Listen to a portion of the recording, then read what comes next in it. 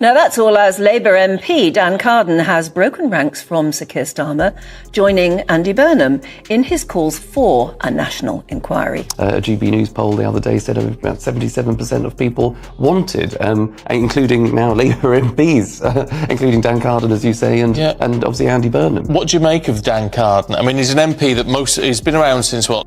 Political tensions exploded live on air as Keir Starmer came under fierce pressure during a gripping TV clash with a departing MP who refused to hold back. The exchange was sharp, intense, and impossible to ignore, leaving viewers stunned and raising serious questions about the direction of the Labour Party. In this video, we break down the key moments from the confrontation, uncover the reasons behind the resignation, and examine what this high-stakes showdown could mean for Starmer's leadership moving forward. Let's crack on, because it's been a PR disaster for Labour this week. Nigel Farage has reignited that debate over whether there should be a national inquiry into the rape gangs. The Reform leader accusing the Health Secretary of attempting to conceal the reality of the gangs. Before we continue, a quick moment. If you're finding this political breakdown valuable, make sure to like the video and subscribe to the channel.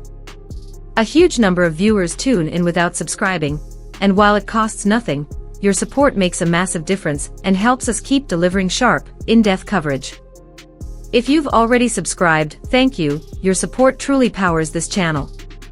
Now, let's get straight back to the story.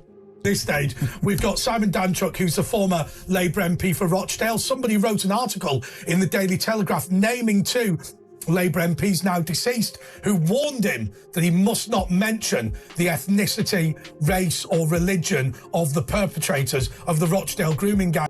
The political landscape was shaken as former Labour MP Simon Danczuk levelled serious allegations against his own party, claiming senior figures pressured him to stay quiet about grooming gang investigations during his time in office.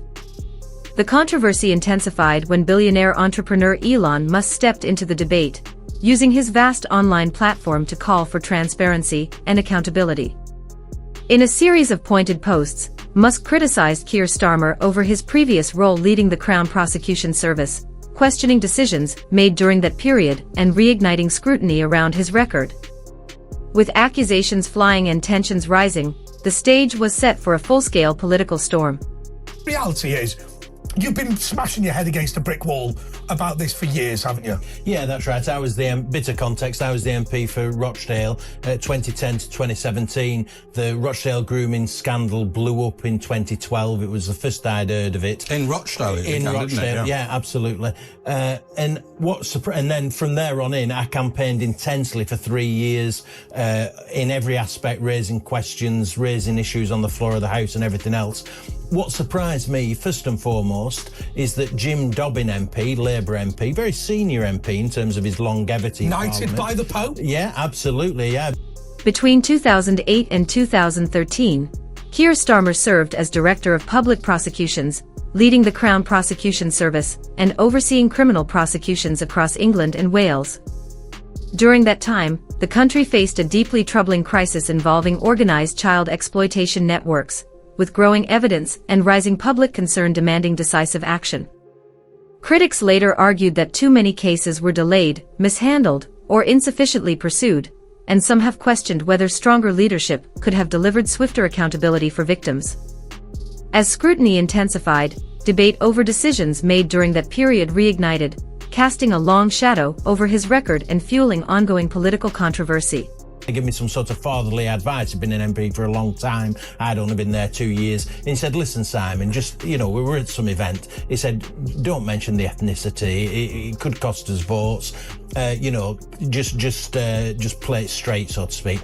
If that wasn't shocking enough, when the story breaks, Tony Lloyd, who's the chair of the Parliamentary Labour Party, so a very senior figure, was going to be the police commissioner for Greater Manchester. He was standing to be the police commissioner in an elected position. And he came up to me in Parliament and said, listen, Simon, I don't believe ethnicity is a factor in this. I don't think we should mention it. It could cost us votes.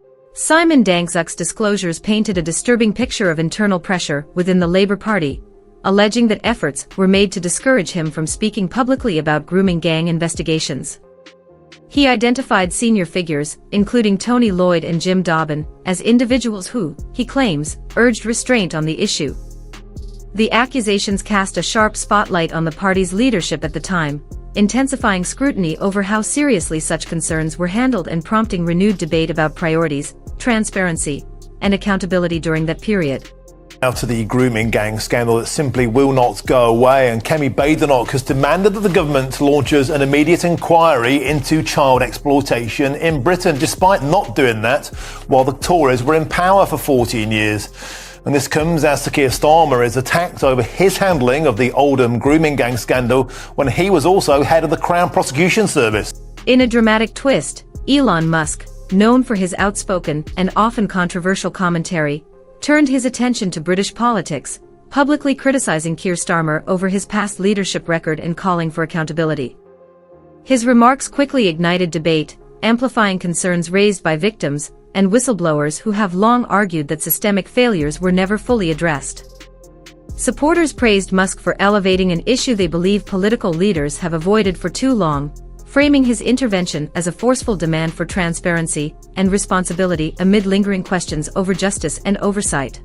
Possible. There's a reason why cultural differences exist. You can't take someone who has got an entirely different cultural upbringing and say to them that, look, well, this is a haven for multiculturalism in this country, so therefore you do whatever you want to. Oh, that doesn't fall in line with our culture. You can't do that. Well, the two don't marry up. It's not going to work, is it? It doesn't really work, multiculturalism. If you come here, you have to be British and accept our values. Well, I would say, I think multiculturalism comes is people mistake multiculturalism for multi-faith. Multi-faith is very different, right? If someone wants to follow a different faith, knock yourself out, enjoy it, go for it. We live in a country where you are allowed to practice whatever faith and you can be want. multiracial. That works. Unfortunately, when it comes to cultural issues, Elon Musk, widely recognized for his work in technology and space innovation, has stepped into the UK political arena with pointed criticism of Keir Starmer. Through a series of forceful social media posts, Musk intensified scrutiny surrounding Starmer's past leadership during the grooming gang controversy, urging a nationwide inquiry and even floating bold structural reforms to the political system. His intervention has positioned him as a high-profile challenger to the British establishment, igniting fierce debate over the role of influential global figures in domestic affairs. Supporters view his stance as a powerful demand for accountability, while critics question whether such involvement crosses a line. Whatever the perspective, his remarks have propelled the issue onto the international stage, increasing pressure on Starmer and his administration. The new year has started with a focus on the decades-long rape gang scandal. Across the country, thousands of girls were tortured and sexually abused at the hands of men who treated them as things to be used and disposed of, destroying many lives forever. The Prime Minister has mentioned previous inquiries. He is right, there has been an inquiry into child sexual abuse, but it wasn't about the rape gang scandal. Musk's intervention has thrust Britain's political struggles into the global spotlight, with his bold statements sparking heated debate over the role of high-profile figures in holding governments accountable. His outspoken critique has amplified scrutiny on leadership decisions, igniting discussions about transparency, responsibility, and the influence of external voices in domestic politics. Dynamited British politics more than once, in that he's able to engage in front of millions of people and to force a response from government ministers.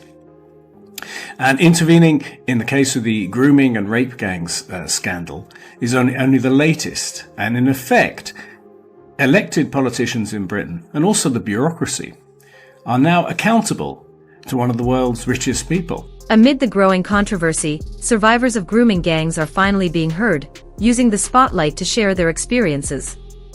Whistleblower Sammy Woodhouse openly commended Elon Musk for bringing attention to their struggle, recognizing his role in amplifying voices long ignored.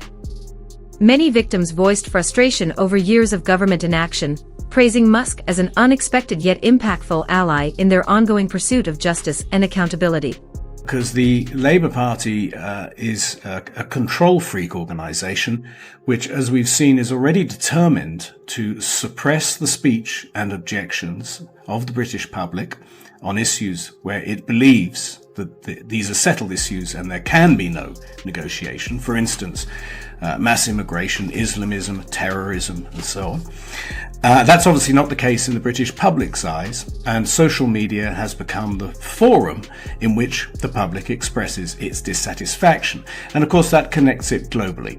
So the only way the Labour Party can control this debate in the way that, say, in the old days you could control the debate through the BBC and a few newspapers, the only way the Labour Party can do that is by turning off the internet or legislating to suppress people's right to speak their minds online. In terms of the political influence that Elon Musk is having, can you just assess whether that's on the grooming gangs issue or helping reform the UK? How is he? Keir Starmer has faced mounting pressure in confronting these allegations directly, with attempts to dismiss critics as far-right agitators failing to gain traction. The lack of a national inquiry into grooming gangs during his leadership has fueled public skepticism, raising serious questions about his commitment to transparency and accountability. The controversy has reverberated across the political spectrum, drawing sharp reactions from opponents and allies alike. Conservative MPs, including Robert Jenrick, have intensified calls for answers, accusing Starmer of sidelining legitimate concerns and warning that such an approach risks further eroding public trust in his leadership. Wouldn't she want to learn about what had gone on in Rochdale, the grooming scandal? Plausible deniability. Yeah, absolutely. She didn't want to hear what I would have to say and mention ethnicity. And religion and ethnicity clearly did play a part in it. There's no doubt about that. And how did it play a part? Because I know my own view that you've got an enclosed Pakistani community that's relatively insular because they haven't integrated into the United Kingdom. The dress code, I think they go mad about some of the words that I use, but SLUT, that word was popular amongst these people, saying, well, if you dress like this, you... Frustration among the British public has reached a tipping point, sparking nationwide protests and viral online campaigns demanding Keir Starmer's resignation. His approval ratings have taken a sharp hit as more citizens question his capacity to lead, yet at the core of the crisis remains the pressing need for justice for survivors. Critics contend that repeated government failures have only intensified the suffering of victims, fueling urgent calls for a comprehensive, transparent inquiry. With each passing day, these demands grow louder, leaving the nation at a critical crossroads. Severely under-prosecuted and severely underrepresented in our overall national crime statistics, and the Crown Prosecution Service simply does not bring these cases to court enough. So for people to be saying that, oh yes, well, things have gotten better, sentencing has gotten better. If sentencing was better, then a convicted Pakistani Muslim rape gang member wouldn't be allowed to see his child and be released early from prison. Under mounting pressure, Keir Starmer's responses have only fueled the controversy, with his reluctance to confront the allegations directly interpreted by many as weakness or possible culpability. His leadership is now under intense scrutiny from both the public and political peers, as renewed attention focuses on his tenure as head of the Crown Prosecution Service.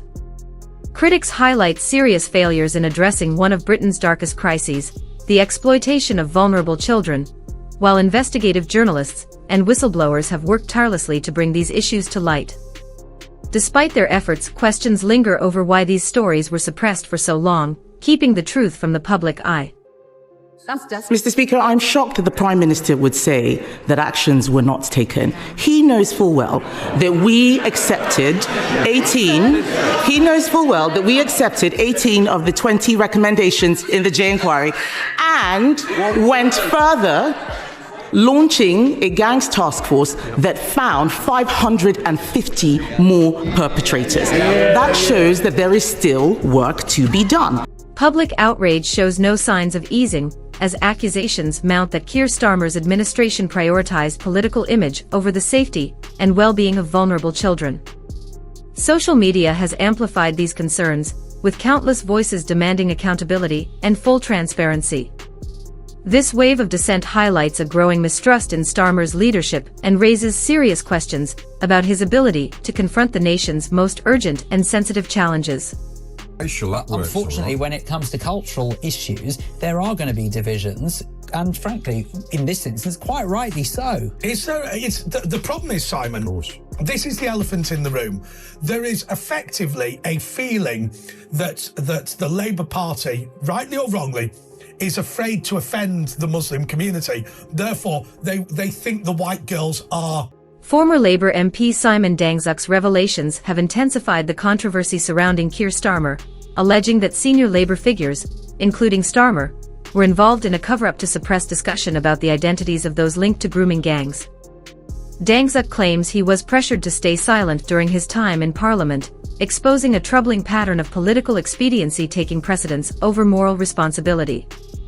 These accusations point to deeper systemic failures within the party, raising serious questions about its commitment to justice and accountability, with repercussions that extend far beyond politics to the victims and families still seeking truth and redress.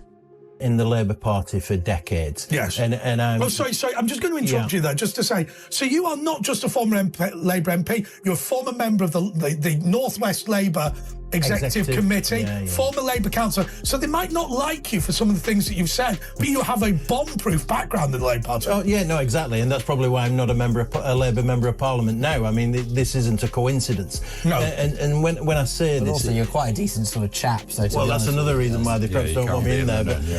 But there's no doubt about it that they were concerned about losing votes over this issue. They saw multiculturalism a price worth paying for the abuse of these girls. Some Labour politicians, I would say. How many of them are cowardly?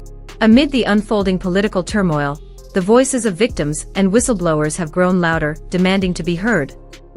Survivors of the grooming scandal, including Sammy Woodhouse, have expressed appreciation to figures like Elon Musk for shining a spotlight on their long-overlooked struggles. For years, these victims felt abandoned by the justice system and ignored by political leaders, and their stories highlight the profound human cost of systemic failure. With Keir Starmer's leadership under relentless scrutiny, calls for a national inquiry show no signs of slowing. The public demands transparency, and above all, the victims are owed accountability and justice. Oh, well, I mean, I wouldn't like to put a percentage on it. But some of them are literally saying, I don't care, and others are saying, I'm too frightened to complain. Yes, no, that's right. Well, if you take Jim Dobbin, the MP for Haywood and Middleton, he just wanted a quiet life. That's why he was saying it. He wanted to coast along, be an MP, get all the trappings that come with that, the foreign trips and everything else. It's a fair description of it. Yes. Not very good at doing the case work. You've met MPs who are like, it's a cross-party issue. I met Jim Dobbin, and he's one of those people. The scandal surrounding Keir Starmer has shaken British politics to its core, forcing the nation to face urgent questions about leadership, accountability, and the rule of law. As pressure mounts, one thing is clear: the truth will not stay hidden. If you found this analysis compelling, hit like, subscribe, and check out more videos for the latest political insights and updates.